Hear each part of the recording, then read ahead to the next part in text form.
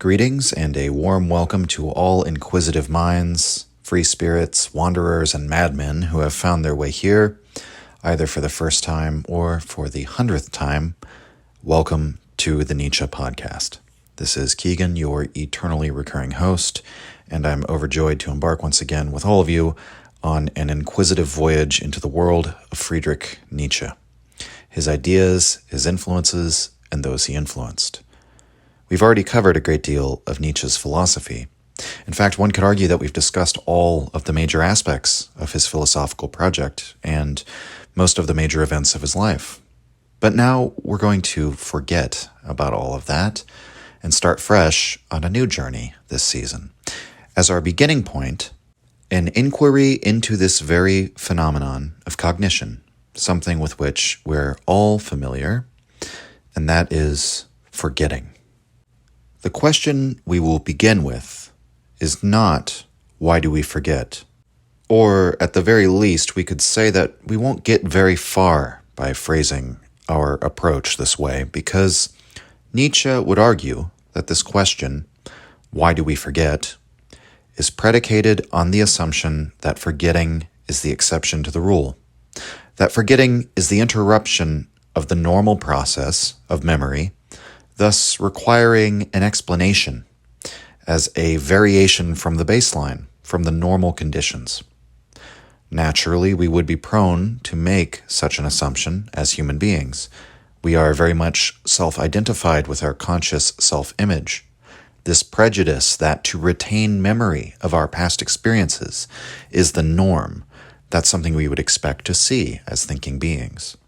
We experience ourselves as self-conscious, and we only encounter the loss of self-consciousness or damage to one's ability to remember in the form of degenerative illness, such as Alzheimer's, or else in the form of traumatic brain injury or the like. For us, it seems obvious that normal functioning, healthy functioning of the mind is the state of remembering, and thus forgetfulness appears to us as an exception, the unusual change to this usual state of affairs.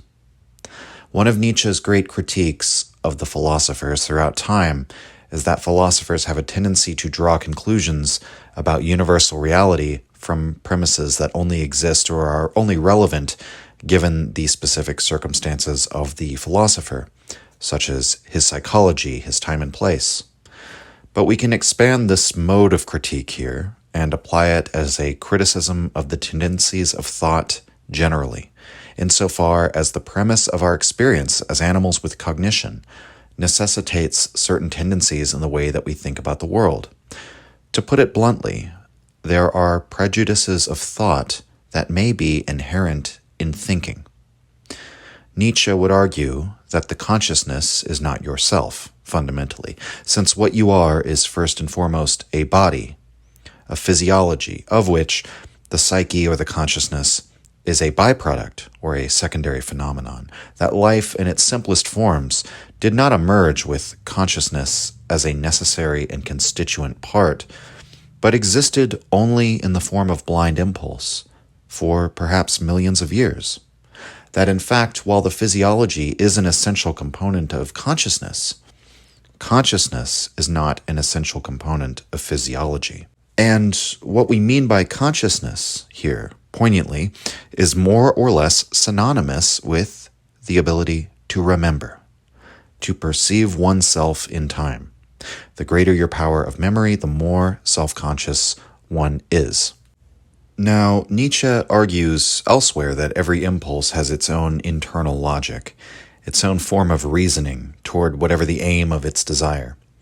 But we should make a distinction here because this is not reasoning in the sense of calculated, self-reflective, rational deliberation. We might see this as a kind of blind reasoning. One might consider the way a moss spreads, or a vine grows towards the sunlight, or even the way in which our own impulses act spontaneously and seemingly automatically at those times at which we're exposed to, for example, mortal fear, prompting the flight or fight response, or the way in which when you haven't eaten in some time and you smell something delicious that's cooking, your impulse to find food will then exercise its own form of reason, so to speak, as it carries out the task of feeding yourself. Nietzsche's surmise, then, is that most of the other forms of life live in this kind of world of blind impulse, that the long struggle of evolution involved this incredibly gradual process of overcoming this phenomenon called forgetfulness, but that forgetfulness is the baseline. And Nietzsche treats this as a serious question. How could it be that we could develop the ability to be able to retain conscious impressions of sense data and to call to mind these memories of such impressions? Eventually, the capacity to perceive these sense impressions as part of a chronological sequence and one's consciousness as a consistent element in that sequence. Each step in this progression may seem as though, again, it comes automatically to us now as thinking self-reflective beings, but each one must have required a monumental amount of effort, evolutionary effort, to overcome these obstacles to it. And so this isn't to say that animals don't have experiences or sensations, but they don't retain them the way that human beings do. The experience is not saved, but dissolves just as quickly as it is impressed into the senses. In Nietzsche's early essay on the use and abuse of history for life, section 1, the very beginning of the work, he writes of such an animal, quote, "They do not know the meaning of yesterday or today. They graze and ruminate, move or rest from morning to night, from day to day, taken up with their little loves and hates, at the mercy of the moment, feeling neither melancholy nor satiety. Man cannot see them without regret, for even in the pride of his humanity, he looks enviously on the beast's happiness.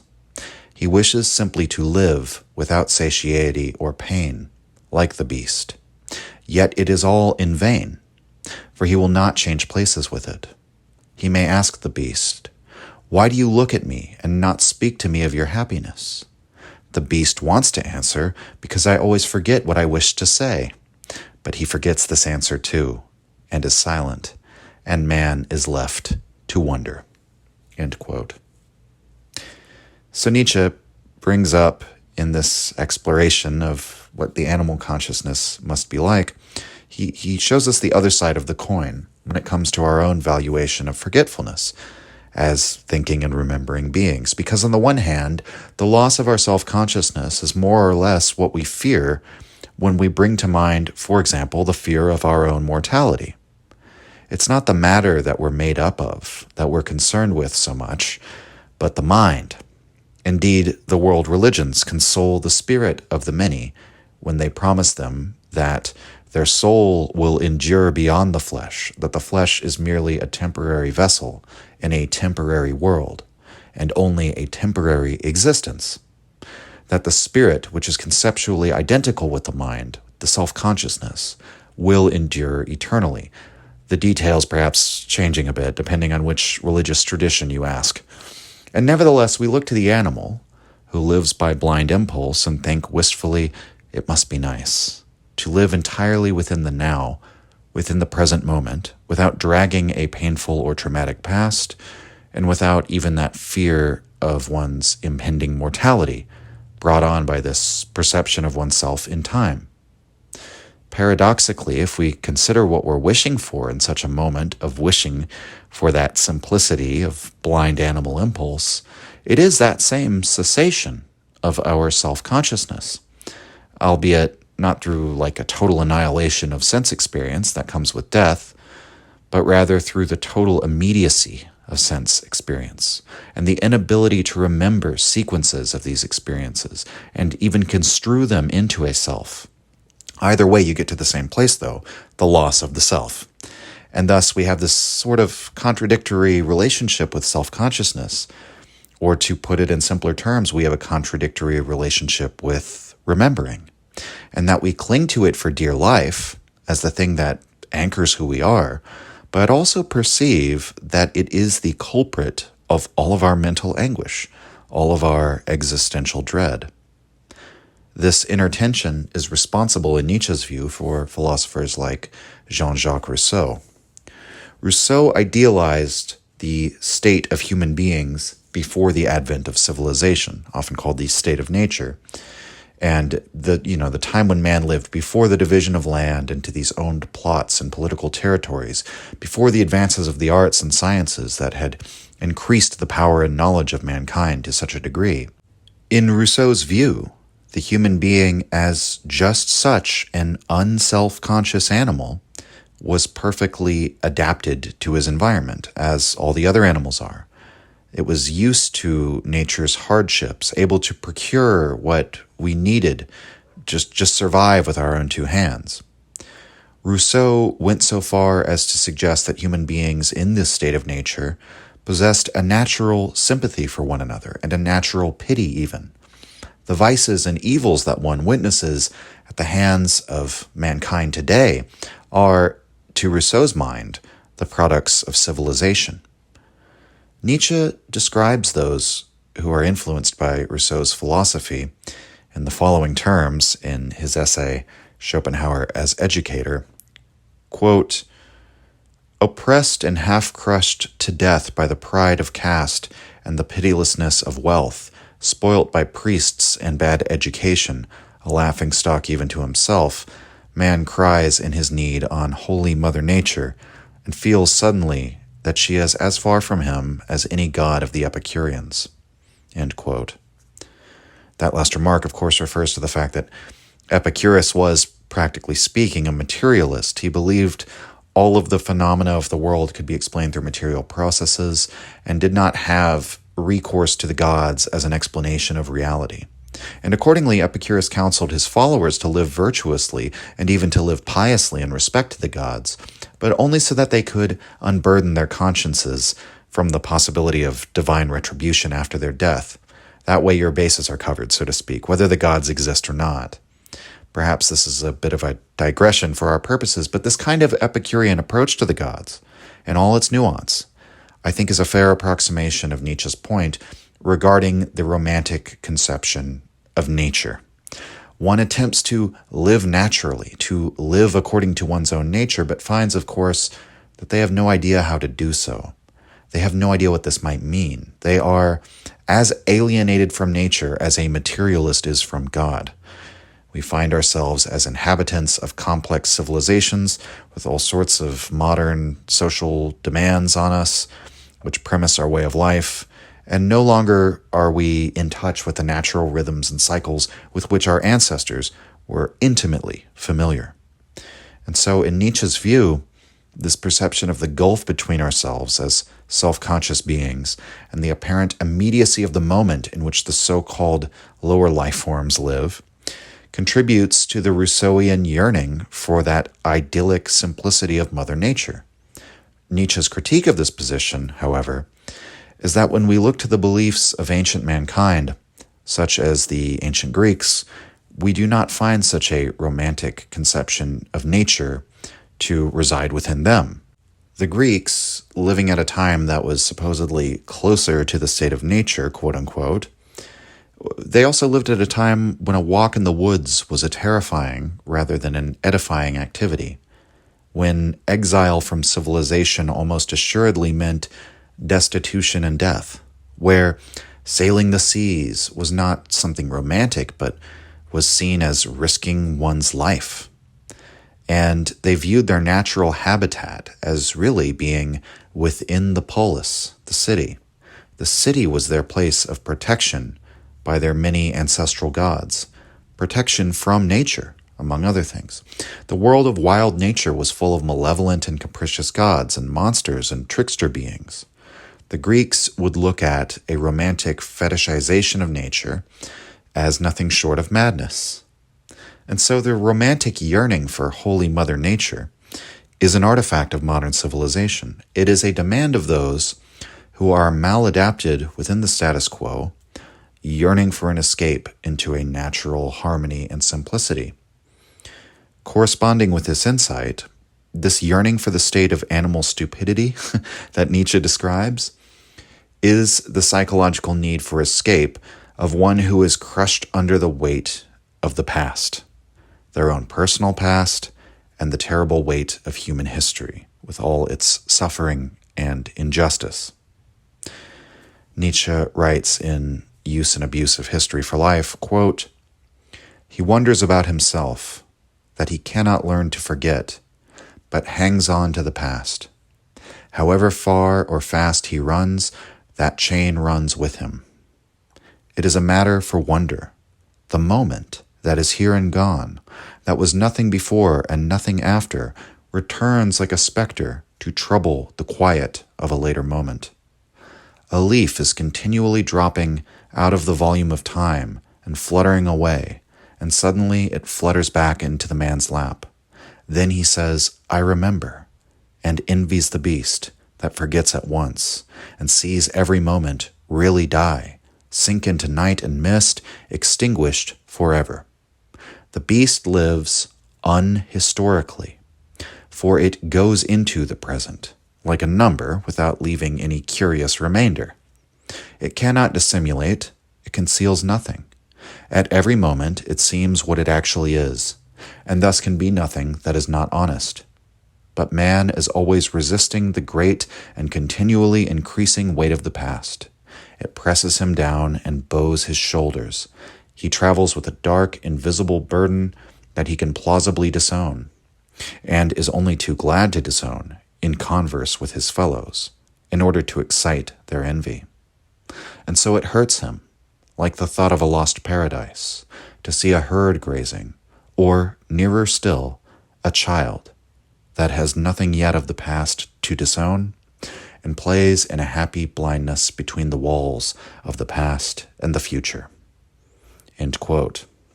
So even if we might have questions about whether animals really live in this unhistorical immediate experience, or how strongly we can make such a claim, Nietzsche brings the idea of the child into it at the end. And just as all of us have, at best, a very fuzzy memory and probably no memory of the first couple of years of your life, much of your experiences when you're a child are much more immediate and they are forgotten. They're not being historically, chronologically sequenced and held onto in the same way as when you're an adult. And so that's something that's in the personal experience of everyone that we can appeal to make this argument. So we began this episode by suggesting that we had a big central question that would be the jumping off point for our inquiry.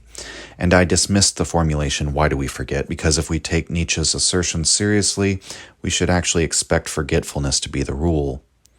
Indeed, it appears to be the rule when it comes to most other life forms of which we are aware, perhaps allowing a few exceptions for some of the particularly smart ones, but especially if we're to include plants and insects and bacteria and protozoa and fungi, I think it's safe to say probably most of the biomass on Earth would fall under the category of unhistorical life. Life which does not carry a past or predict a future. That we as humans are rare beings as historical creatures, and thus that we might rephrase the question into one which is quite simply the reversal of the initial question. Why do we remember? This is more in the spirit of Nietzsche's approach. We begin from the position of remembering as the exception and forgetfulness as the rule, the ordinary state of life recognized as unhistorical and the historical being as the great question mark set before us. So rather than giving in to the congenital defect of philosophers and assuming that the way we are as human beings is the default, we recognize ourselves as the exception.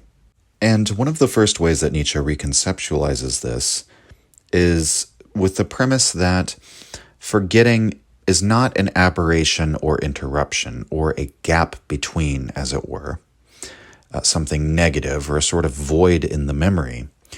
We reconceptualize forgetting as an active force.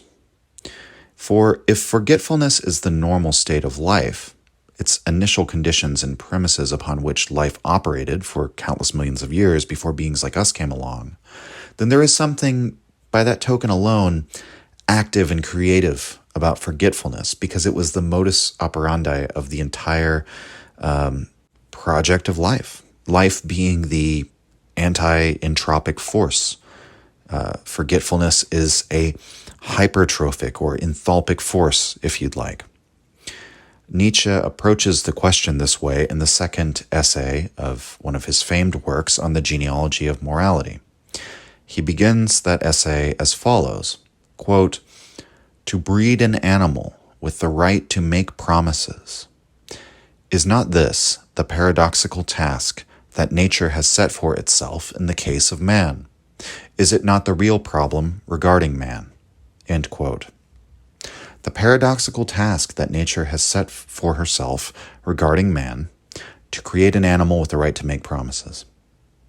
What Nietzsche means here, in so many words, when he's talking about nature's task, is civilization. Because to Nietzsche, the creation of the polity, the creation of social mores, and eventually laws and magistrates, the entire social order, is not something separable from nature. That is all still the work of nature.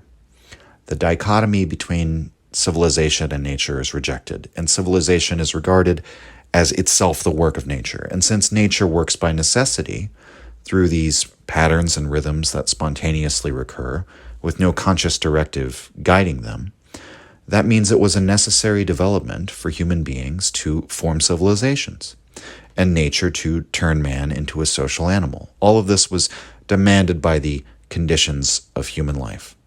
That just as we don't see the anthill as separate from the necessities of nature, neither is civilization. And for civilization to be possible, what is necessary? For man to become an animal that can make promises. This is because the very notion of law is premised on the idea that the individual has the capacity to suspend action when some particularly strong impulse or emotion takes hold of him. Supposing that this impulse runs contrary to the dictates of the law, he has to be able to suppress that impulse. Every advancement in human civilization has required that aspect of the promise to refrain from fulfilling every impulse immediately, which would seem to be the norm in what we might call wild nature. Civilization instead develops the ability to withhold from acting, or to act differently in some cases than our impulses might motivate us to act. This is a problem that civilization has solved, by the way, or else we wouldn't have civilization.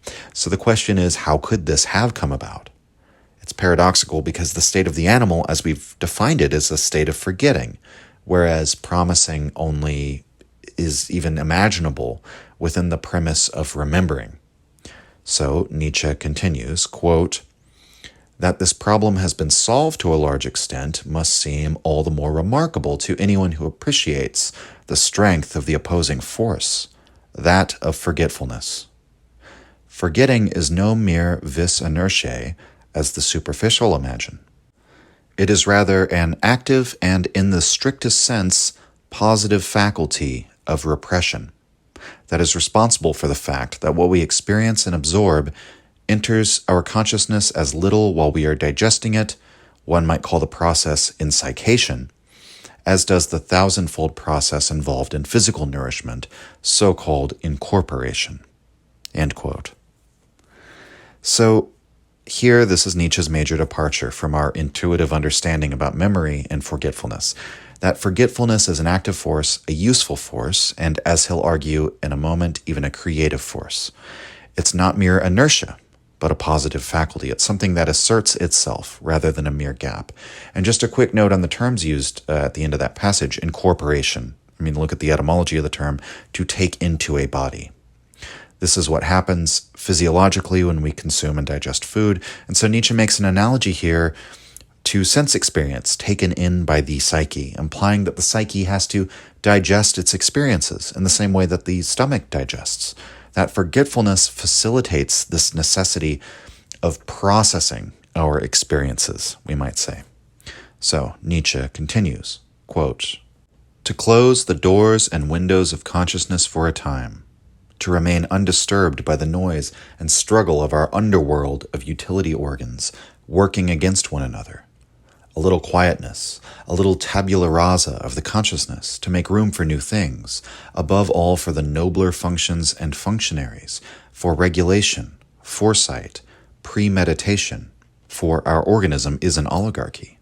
That is the purpose of active forgetfulness, which is like a doorkeeper, a preserver of psychic order, repose, and etiquette, so that it will be immediately obvious how there could be no happiness, no cheerfulness, no hope, no pride, no present without forgetfulness. The man in whom this apparatus of repression is damaged and ceases to function properly may be compared, and more than merely compared, with a dyspeptic. He cannot have done with anything.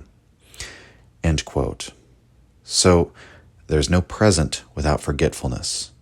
That's a very important point that I want to zero in on in a moment, but look at the language Nietzsche is using.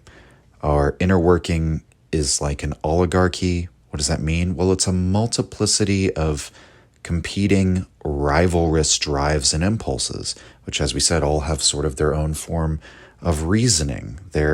Nietzsche sees the various drives and impulses within you. He sees the individual as something multiple and not reducible to a unity, because the drives are not identical with one another.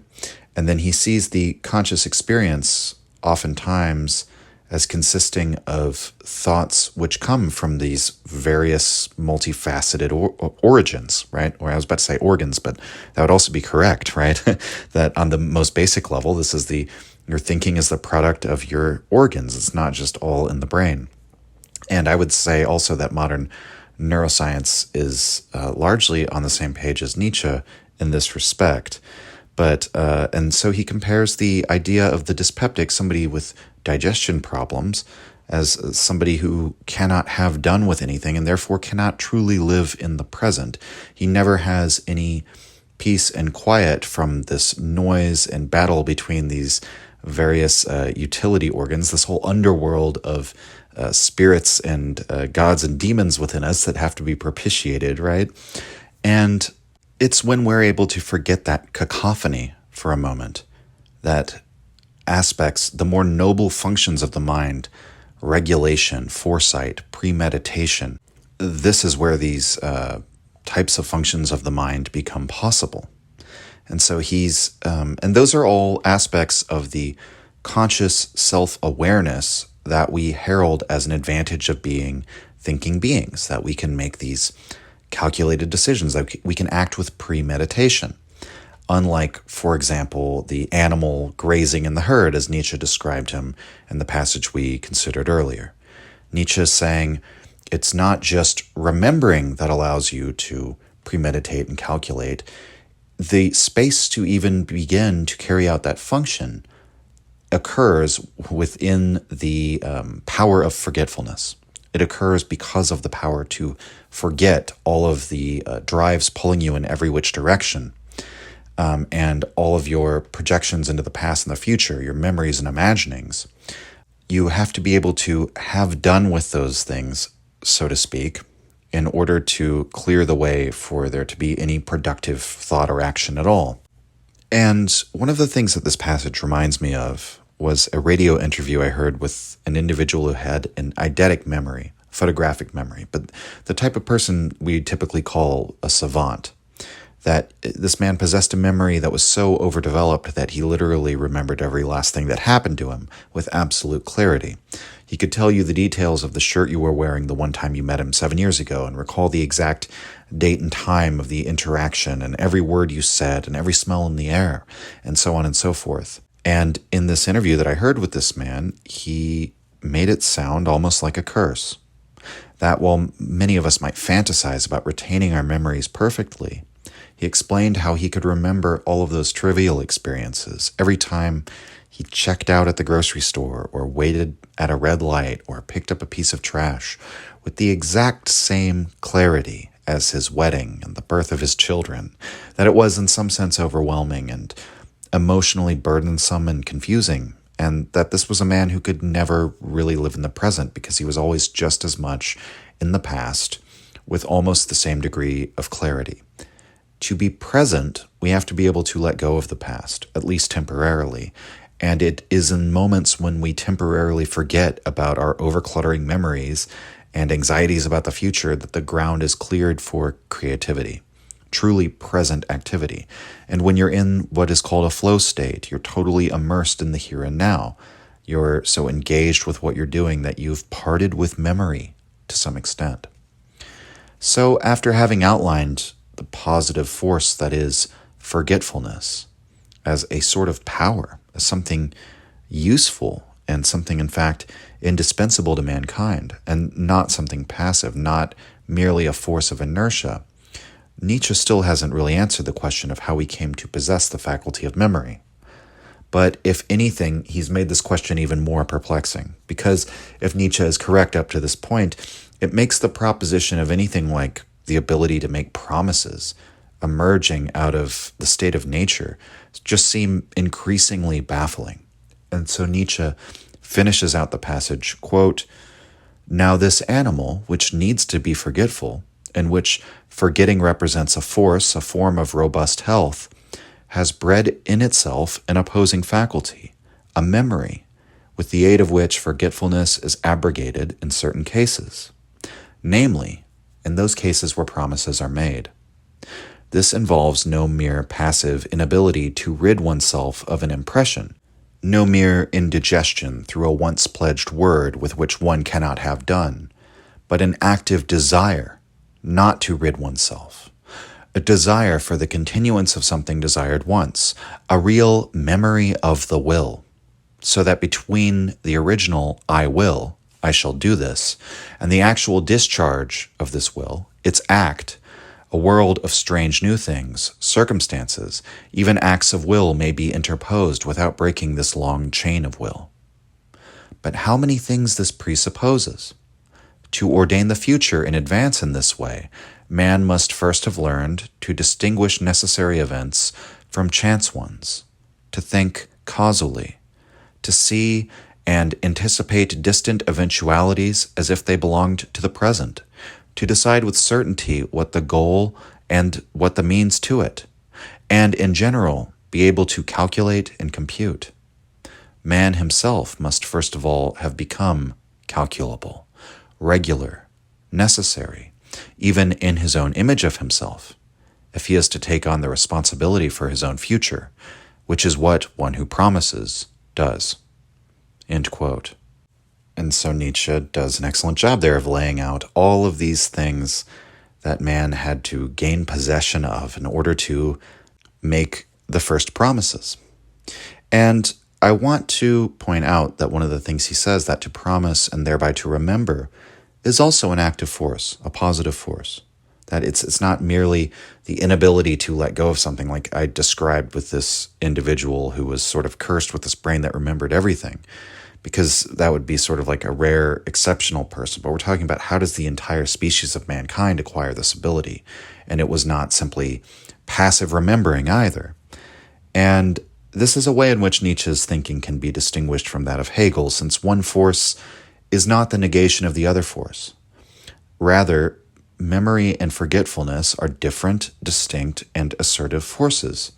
Memory represents the desire to hang on to past moments or experiences, or the desire to carry out one's will, one's intentions that they held at a past moment, in spite of whatever circumstances might come, to then therefore imagine the future and decide I desire to discharge my will now at a later time.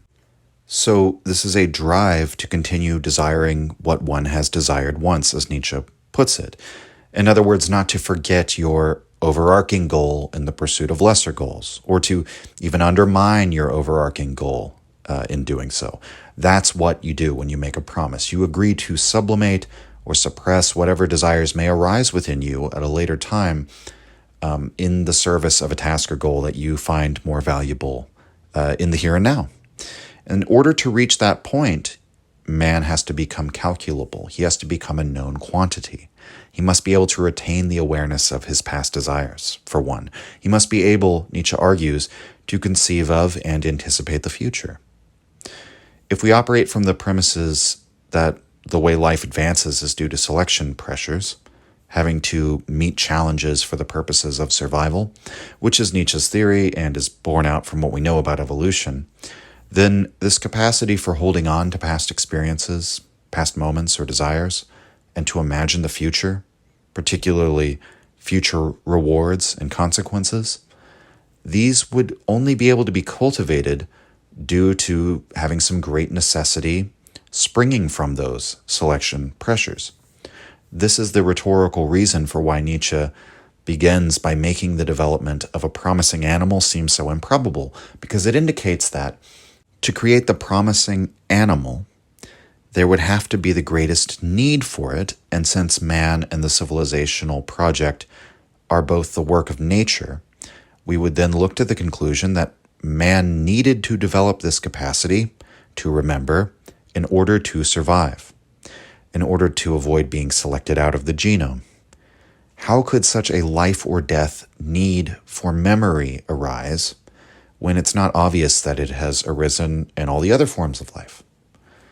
In the second essay of the Genealogy, Part 3, Nietzsche gives an attempt at an answer.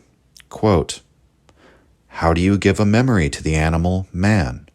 How do you impress something upon this partly dull, partly idiotic, inattentive mind, this personification of forgetfulness, so that it will stick?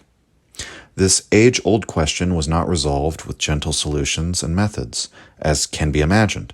Perhaps there is nothing more terrible and strange in man's prehistory than his technique of mnemonics. A thing must be burnt in so that it stays in the memory. Only something that continues to hurt stays in the memory. That is a proposition from the oldest, and unfortunately the longest-lived, psychology on Earth." End quote. And that's a bit of a cheeky remark, but what Nietzsche's saying here is like our first discovery of psychology, our first insight into the way the psyche works in antiquity was this insight that what hurts is what we remember. And what Nietzsche's referring to here in this old adage is something that's very common to many rituals, especially those rites of the coming of age, which are found in cultures throughout history. The notion that something painful or shocking or otherwise uncomfortable ought to be included as part of this rite, something which represents a struggle, a trial, or an act of endurance, for the purpose, among perhaps other things, of fixing the ritual into one's memory. And that's because we have a more vivid memory of those experiences which were exhilarating, scary, or painful, because the brain considers these experiences more important than the others. The memories one retains from a life or death struggle could perhaps save your life if a future struggle ensues. One example in European history is the Colle, I hope I'm pronouncing that right, but it was the ceremonial strike with a hand or a fist that was given to a squire upon the event of their knighting ceremony. The idea is that this is the last time the initiate can be struck without recompense. But it carries with it the effect that this initiation ceremony will be memorable. And this is portrayed in the film Kingdom of Heaven, when they actually bring this element out in the dramatization of it, when Liam Neeson slaps young Orlando Bloom after he takes his oath, and then he says, "This is so that you will remember your oath." And so the promise that one has made, because an oath is a promise, in the moment of one swearing this promise, becomes fixed in memory by the mechanism of pain. But this example is rather tame compared to the other examples that Nietzsche then brings up in Genealogy of Morality from the time of the ancient world and from man's prehistory, in which man's capacity for memory was first being worked on and expanded by civilization. For the project was not simply to push an already civilized human being with a well-developed capacity for promising to remember and hold to a special kind of promise, which would be the case with the knight and his oath, right? But rather, the project was to take animals which were without this capacity at all and create enough necessity for memory that this capacity could exist in the first place, so that just the general promise of obeying the law could even be trusted. For this, Nietzsche asserts that civilization used the institution of public punishment. Indeed, in the Old Testament of the Bible, we can find numerous references to the practice of public stoning, a cruel form of execution in which the community participates as a kind of spectacle. The purpose at this time is not to gain some sense of retributive justice over the criminal. The idea of voluntarily governing one's actions through their free will wasn't yet known at this time, Nietzsche argues. Rather, a person's actions were considered bad if they did harm to the community, and punishing them was a relatively simple calculus, that of weeding out the defective elements, and consequently deterring such behavior in the future. This is why the methods of execution in the ancient world, all the way up to the Middle Ages, were almost always public and torturous. Nietzsche describes in these passages, for example, the Germans of the Middle Ages, who created some particularly gruesome forms of torture execution, such as breaking on the wheel, being drawn and quartered by horses, boiling in oil, being flayed alive, or even covering the criminal in honey and setting them out in the sun for the flies to begin feasting on. After giving this series of descriptions of these horrific torture executions, many of which defy the modern imagination, Nietzsche gives his explanation for them. That these torture executions by the time of the medieval Germans were perhaps in some sense an atavism, a throwback to the prehistoric times when public displays of cruelty were needed for that purpose of developing man's memory. Perhaps there is a somewhat darker possibility even that this capacity for cruelty exists even now and maybe represents some sort of natural desire for sadism, and that's what's carried these rituals forward. But either way, Nietzsche continues as follows, quote, "With the aid of such images and procedures, man was eventually able to retain 5 or 6 I don't want tos in his memory, in connection with which a promise had been given, in order to enjoy the advantages of society. And there you are. With the aid of this sort of memory, people finally came to reason. Ah, reason, solemnity, mastering of emotions, this really dismal thing called reflection, all these privileges and splendors man has. What a price had to be paid for them. How much blood and horror lies at the basis of all good things." End quote.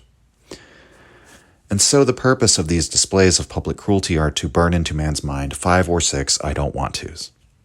These are desires or impulses that the individual subject might usually wish to fulfill but no longer does, because now, intermediary between the stimulation of the desire and the drive stirring and wishing to carry out the given action is a thought stopping you.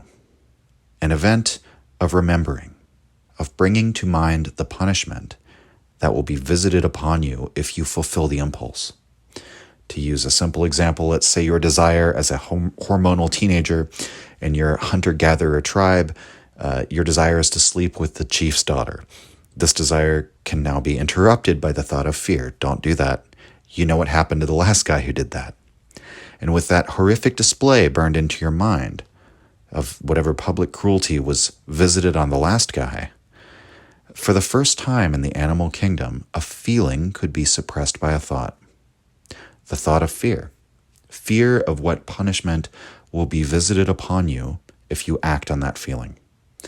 And accordingly, the initial sensation and the response to it is no longer immediate, but mediate.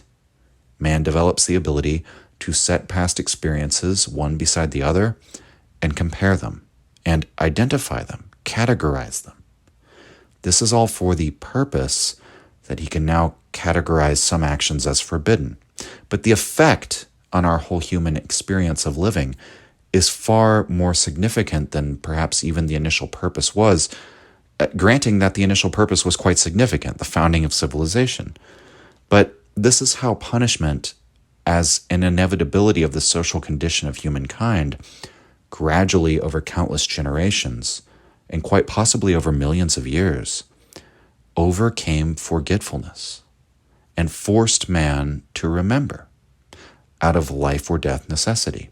And with this comes the capacity and the right to promise and keep promises, and thus calculability, regularity, consistency in the individual human being. Nietzsche expands on this further in Genealogy 2, Section 5, where he describes specifically how credit and debt are rooted in this idea of deterring those who might potentially renege on paying their debts. how the right of the creditor was always the right to cause pain to the negligent party, and that to our modern horror, part and parcel with this idea comes the notion that extracting pain, extracting suffering from the debtor could, in some way, pay his debt, making pain essentially a form of currency.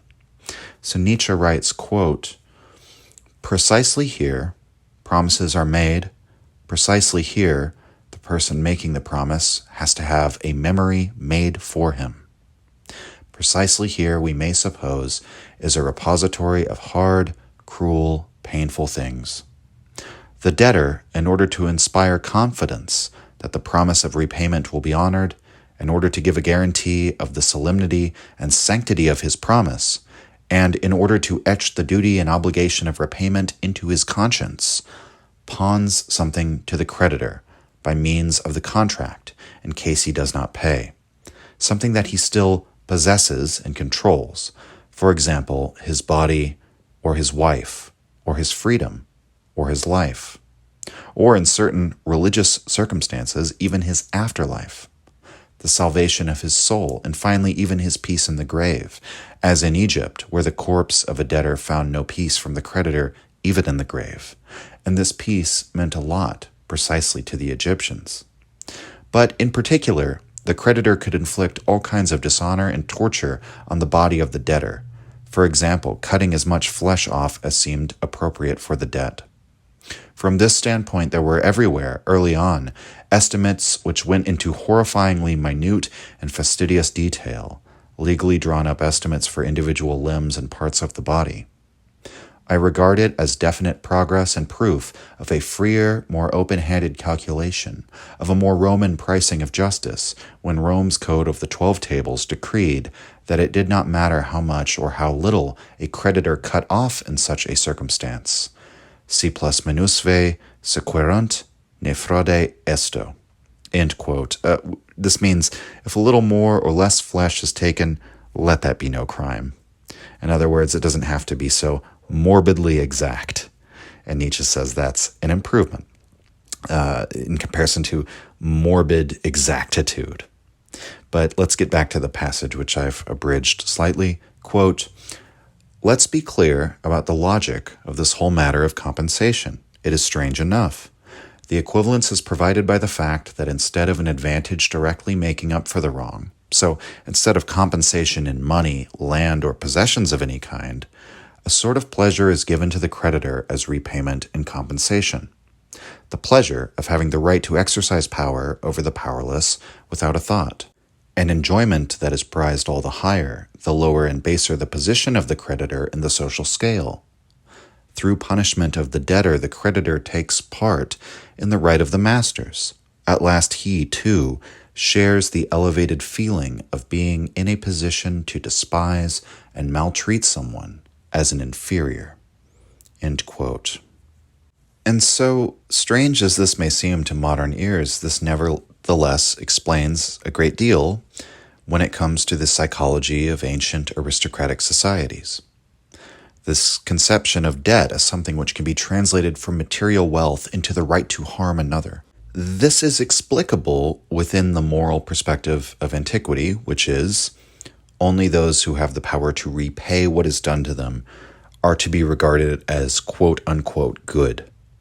Or we might say people of importance or dignity or value. Dignity is conferred upon you in proportion to your ability to inflict harm. For one example, Nietzsche writes in Human All Too Human, section 92, "The origin of the concept of justice is found in the conception of fairness between two parties of equal strength."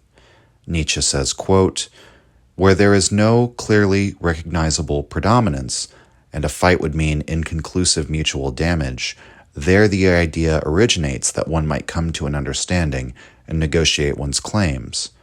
The initial character of justice is the character of a trade." End quote.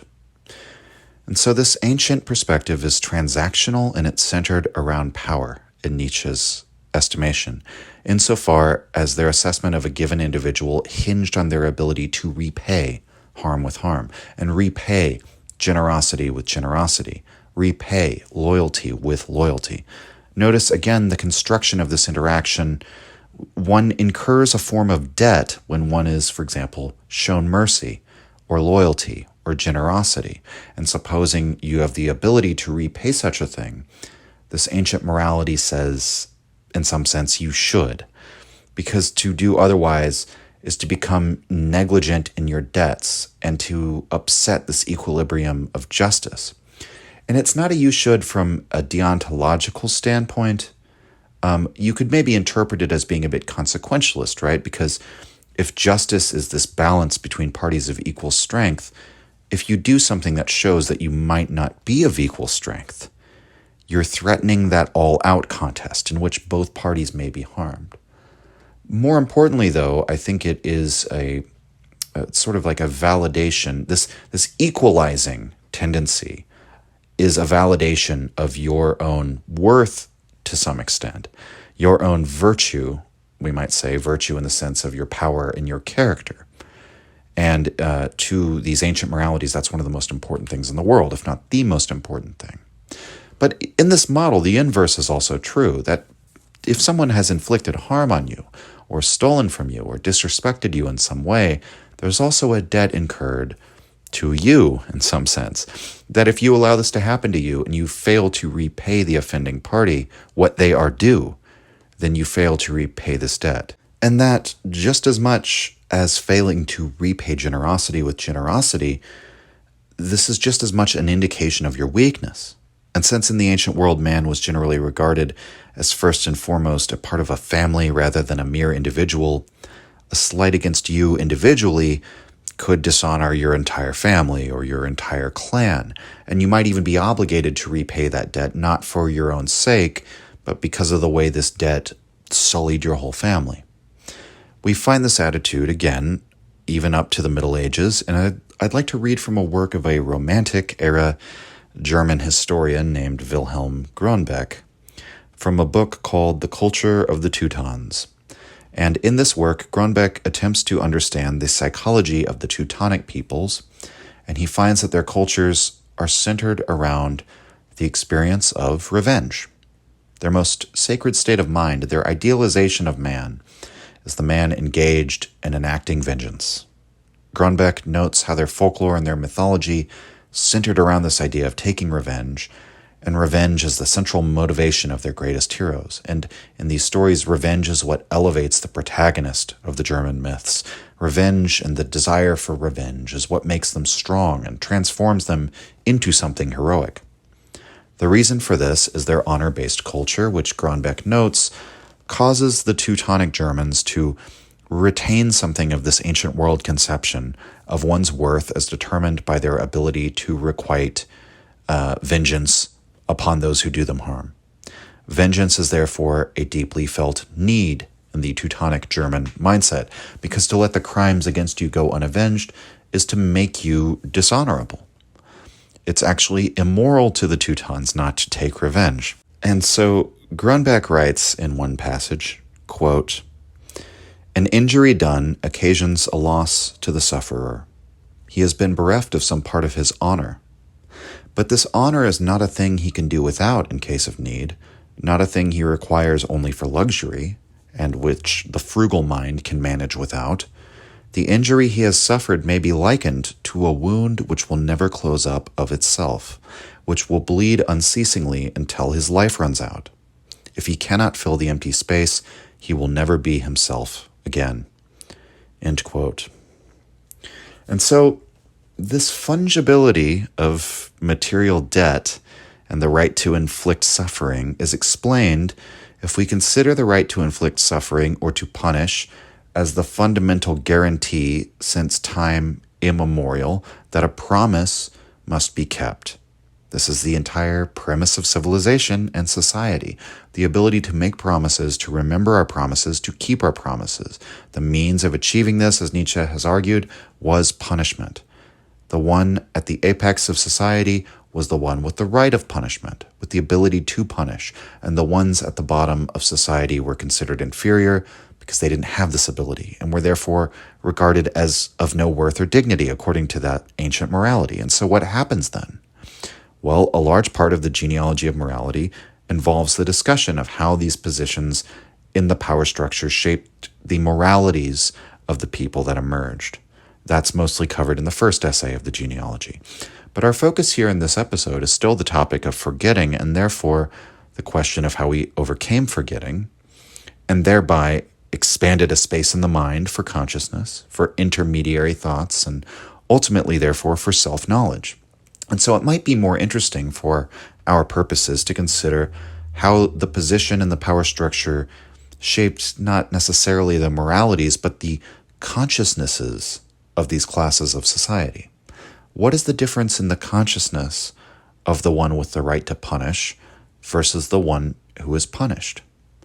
What happens to your perspective, for example, if you are never allowed the right of taking revenge?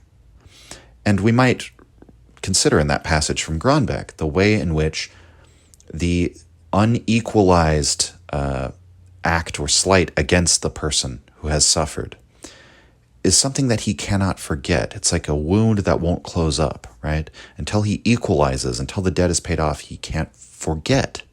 So we might say that the advantage of the superior position in the power structure was less impediment in your power to forget. But what if you, as a commoner, one of the people considered inferior by the aristocracies, are constantly experiencing harm, but you're never able to repay it? And suppose, either because of the values promoted by the dominant culture, or maybe because human beings just generally feel this sense of shame on some intuitive level when they're abused, without any recourse against the abuser, let's say that you live in a constant state that the Teutonic peoples would have called dishonorable. And unlike past forms of life, the animals who live in that unhistorical state of nature, and who, when they find themselves dominated or defeated in some way, they would not carry on those past abuses with them. Unlike those animals, you are doomed to be self-aware of this feeling, a consciousness of your own powerlessness. No deposed male lion or fish flopping around in the beak of a pelican ever had to feel that, in addition to whatever immediate physical suffering or unpleasantness there was in their experience, right? And so Nietzsche's assessment in the Genealogy of Morals is that the entire Christian revolution within ancient Rome can be traced to the consciousness of the slaves turning inward and becoming creative. In other words, the judgment of God against the pagan oppressors, the coming judgment day, the eternal hellfire for the sinners, and eternal paradise for the meek and the downtrodden. This was all an imagined revenge against their material domination. Christianity is the apotheosis of this slave morality, therefore, but another aspect of this, which I'm trying to draw out here, is that Christianity is also the apotheosis of self-consciousness, insofar as the vast metaphysical worlds that were generated in the human mind following the ascendance of Christianity over Europe can perhaps be credited to the vast expansion of consciousness that was, in some sense, imposed upon the slave. In other words, that the possibility for something like idealism to arise, the phenomenon of human beings creating imagined possible futures, believing that they can be brought about. This would have to be, following Nietzsche's logic, the work of a consciousness that was under so much duress in the material world in terms of its immediate experience, that its ability for imagination, idealization, visualizing other possibilities grew to this titanic degree, to the point of imagining an entire alternative reality to our own.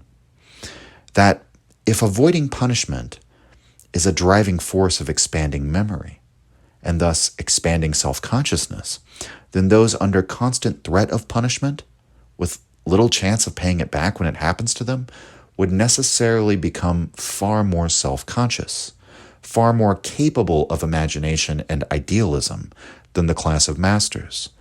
Their immediate reality is not ideal, and so their mind is compelled to create idealism. The dark side of this is that this domain of consciousness, in Christianity at least, is filled with their unfulfilled revenge. And so Christianity becomes a religion of guilt, It becomes a religion of those who are always punished and thus always afraid of punishment.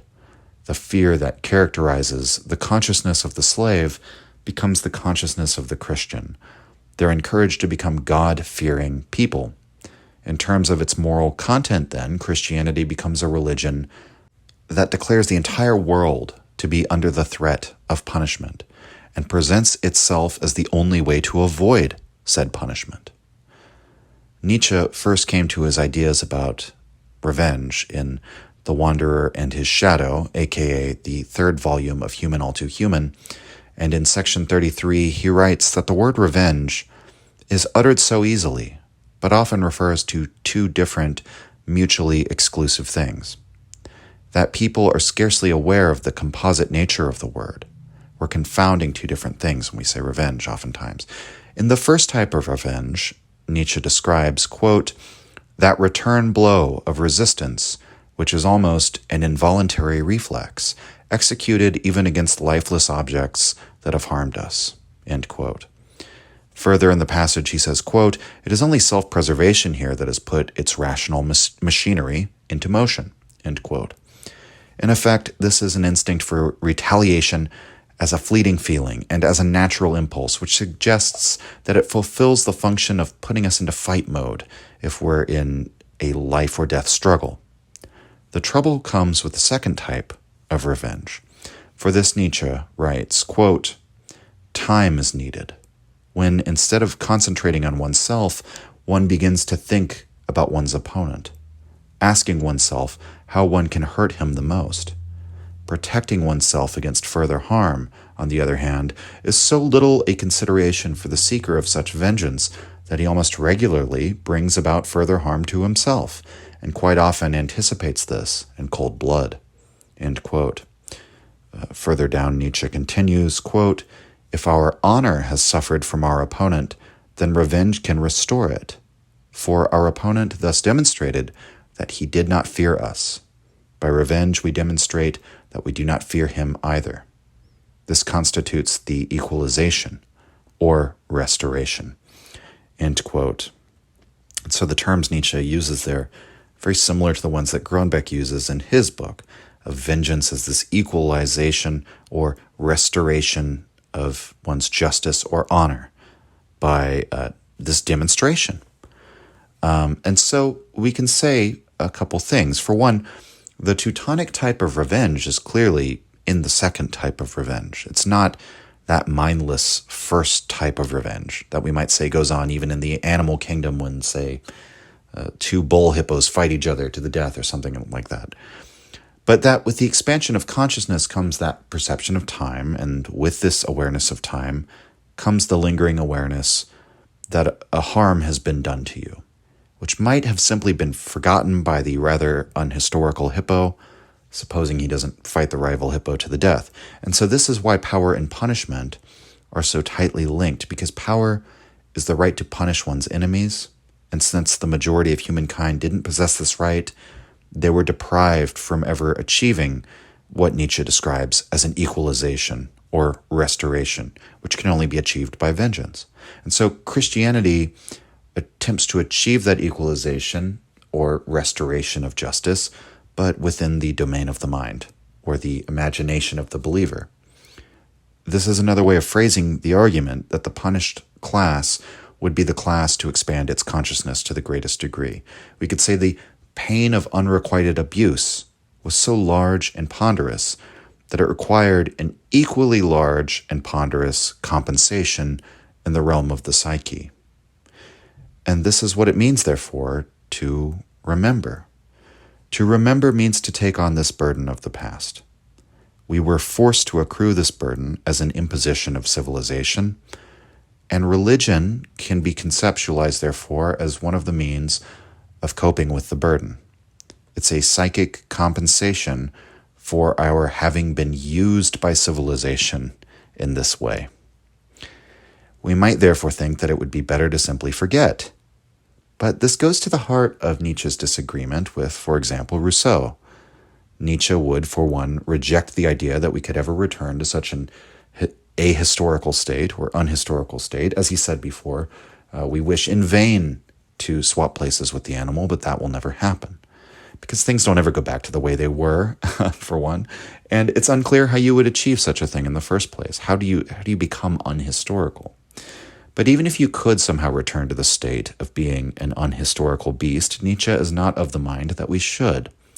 His entire work is geared towards producing a philosopher of the future, and much of Nietzsche's own ideal, yes, his ideal, his imagined future for mankind, is the type of person who can, within the state of being historical, being self-conscious, nevertheless refuse to have any recourse to these illusions as a means of easing that historical burden, to live consciously, intellectually, self-reflectively, but to abandon that Christian sense of moral guilt. And he even wishes, in that famous passage on the tarantulas in Thus Spoke Zarathustra, of the possibility of man being delivered from revenge.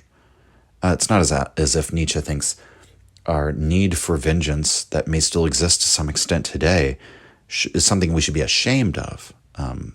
That's not really his attitude, but that suppose man could even be freed from that.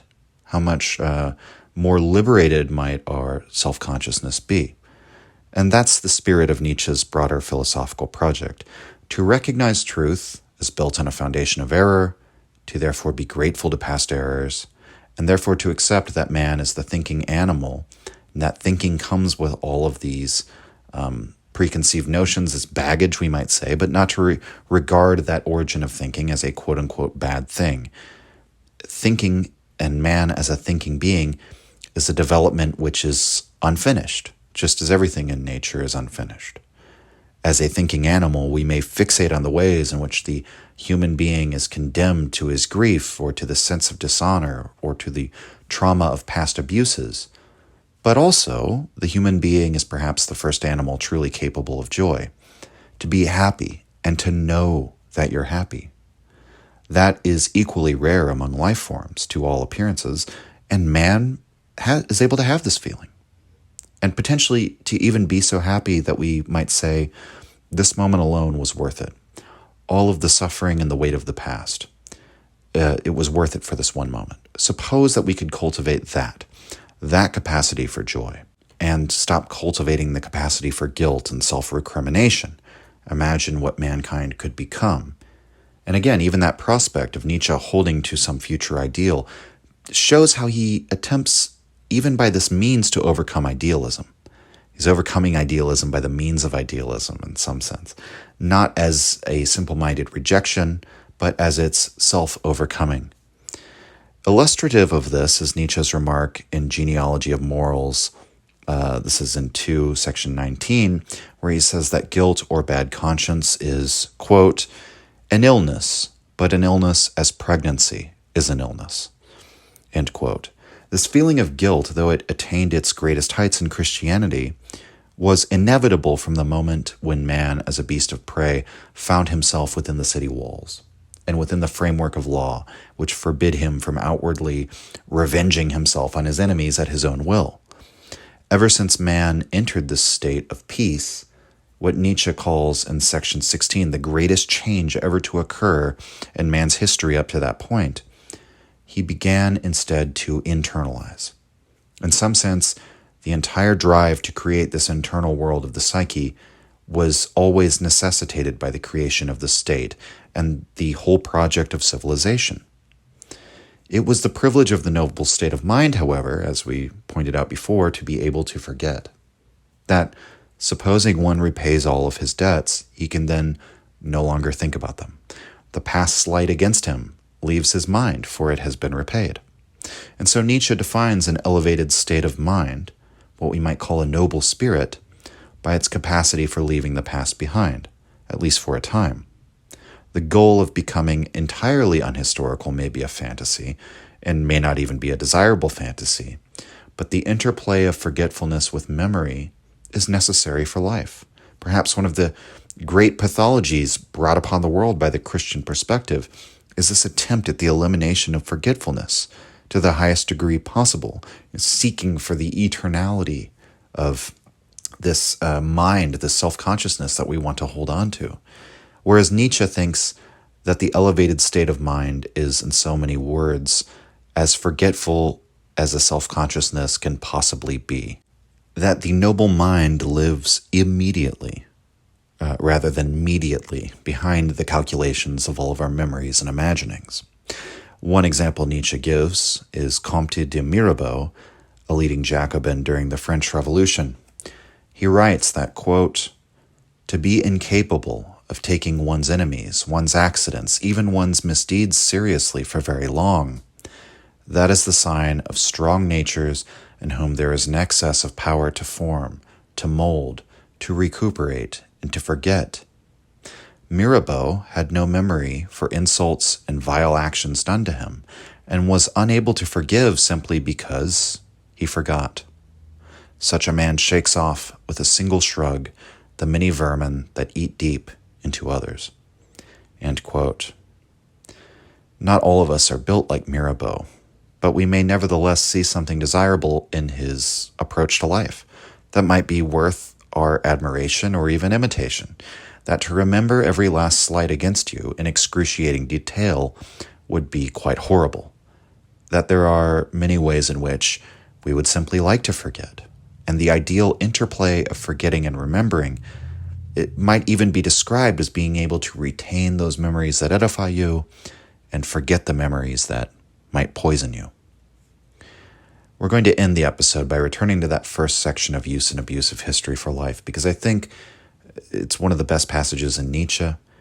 It's a beautiful passage, and I think it will conclude the episode rather well. So, returning to Use and Abuse of History for Life, quote, "In the smallest and greatest happiness, there is always one thing that makes it happiness, the power of forgetting. Or, in more learned phrase, the capacity of feeling unhistorically throughout its duration. One who cannot leave himself behind on the threshold of the moment and forget the past, who cannot stand on a single point, like a goddess of victory, without fear or giddiness, will never know what happiness is. The extreme case would be the man without any power to forget, who is condemned to see becoming everywhere. Such a man believes no more in himself or his own existence. He sees everything fly past in an eternal succession and loses himself in the stream of becoming. At last, like the logical disciple of Heraclitus, he will hardly dare to raise his finger. Forgetfulness is a property of all action, just as not only light but darkness is bound up with the life of every organism. One who wished to feel everything historically would be like a man forcing himself to refrain from sleep, or a beast who had to live by chewing a continual cud. Thus, even a happy life is possible without remembrance, as the beast shows. But life in any true sense is absolutely impossible without forgetfulness." End quote. Folks, we built a wonderful audience in the more than 2 years of this podcast's existence, and over that time we've covered all those aspects of Nietzsche's philosophy, and we've managed to flesh out his life story and discuss all these major events in his life.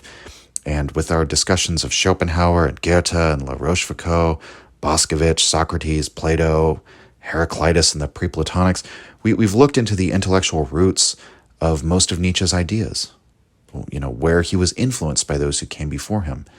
I feel like we've taken on so much, but there is still so much more to talk about, and I discover this anew every time I think I'm going to run out of material.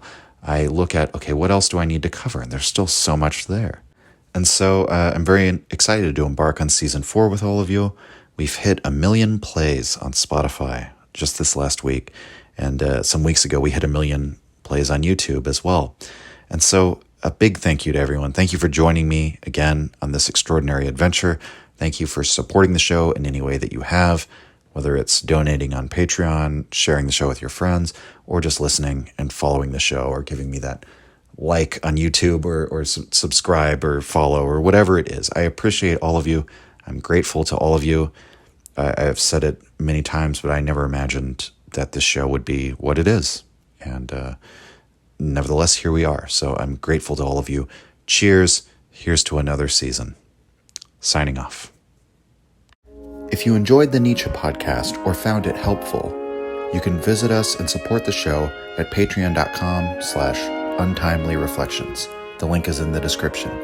Or just share the show with any of your friends that you think might enjoy it or on social media. Thank you for your support.